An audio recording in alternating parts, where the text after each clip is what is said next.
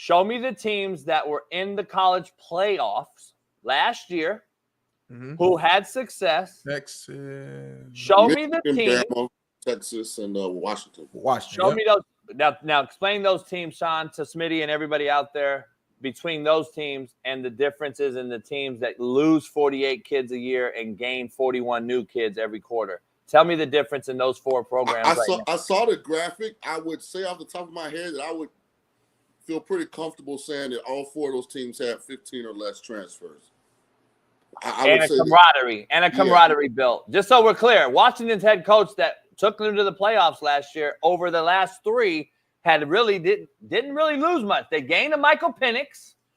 They gained some receivers, and their core nucleus was intact. And you already know Alabama's core nucleus was intact, so we don't even need to go there. And what we've seen with Sark developing the last 2 years, by the way, he lost a quarterback in the playoff who helped him win 2 games, the brother.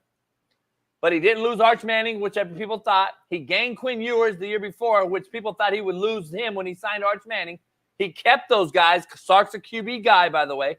He kept those guys. And that nucleus, for the most part, besides I think they lost a running back and a couple of – the nucleus, for the most part, is intact. These other schools, Smitty, are trying to become – So what about Ole Miss, who was on that list? They went 11-2 last year, if I'm not mistaken. What about Ole Miss? 11-2 is a hell of a record. That's a hell of a season. You're not mad. You go 11-2. I'm not mad about that at all. And they're one of the top teams on the list. Smitty, I'm not mad at it, but the result is the result. They didn't get in the playoff. You lost to a team in the SEC. The SEC is a different ballgame, Smitty. But I mean, 11-2. I'm on record this year with Shaun. I said Ole Miss is my favorite in the SEC this year.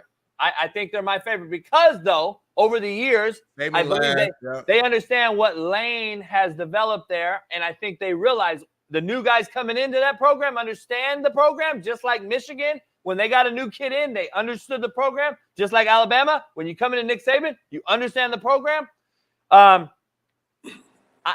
That's where I'm at. Like Florida State. Florida State went undefeated, Smitty. They lost all that shit, but they had some transfers. But over the 2-year struggle that he inherited, he developed a program at Florida State. He developed what you walk into is expected. And I think these other programs lack that, and they're just trying to recycle. You don't lose 48 guys and then bring in 41 guys and think that this is – you lost 48, you gained 41 from someone's program. It's the same shit. I don't understand why it's so mathematically hard to understand that the kids you gain left from somewhere. And to me, Shaun, I call it recycled goods, and I think it's someone else's I'll say trash. this. I think it's bad for college football. I think the way that it's currently set up is completely and terribly inadequate and unsustainable. I will say this, there are coaches that I think are better suited for this environment than others, Lane Kiffin being one. You Smitty, if you look at Ole Miss from the prism of what they really are, really rock-solid, strong program, plenty of resources, yet a notch below the elites. So think how many of these recruiting battles for the top kids Ole Miss finishes second or third, behind Georgia, behind Bama, behind Texas. And when you look at the kids that Lane brings in the transfer portal, a lot of the times it's those kids that they have a relationship with, that they recruited their butt off, but the kid just chose a bigger brand out of high school.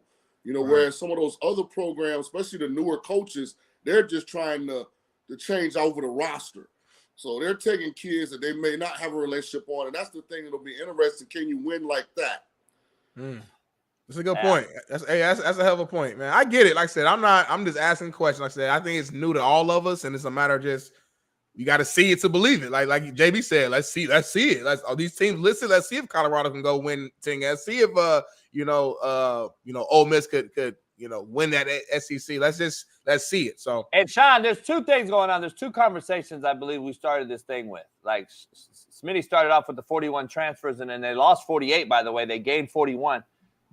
And his question to me that threw me off, it wasn't his intent, but his question was, can he develop these 41? And then his development meant as resulting in wins and losses. My intent, Shaun, and I believe you and I are probably on the same page. We're here to develop these 41 kids along with the other 70 in our locker. That is not going on no more. And it's not just Colorado. I'm talking national. This is the issue we have. There's no way that you're developing these guys. And you and I are sitting here breaking down QB play that's at an all-time low, in my opinion, at the NFL level, and we wonder why. You're not developing these guys. If you put that list up, Bailey, can you put the list up one more time? Deion's in year 2, Brahms in year 2, Indiana first year, Arizona State year 2, A&M first year. So a lot of these programs are guys that are just getting there. Yeah. And Cal again. Yeah. So I mean, we'll see if it's sustainable. I think what Deion is trying to do is have some kind of success while he still has Shedeur and Travis. The interesting thing with Colorado will be if Deion stays, can he develop and turn it into a consistently top-notch program? I mean, that's yet to be seen. But I think he's trying to give Shedeur and Travis as much talent around them as possible so they can try and make a run before they go on to the NFL. Yes, sir, man. Yes, sir. Well, we shall see. But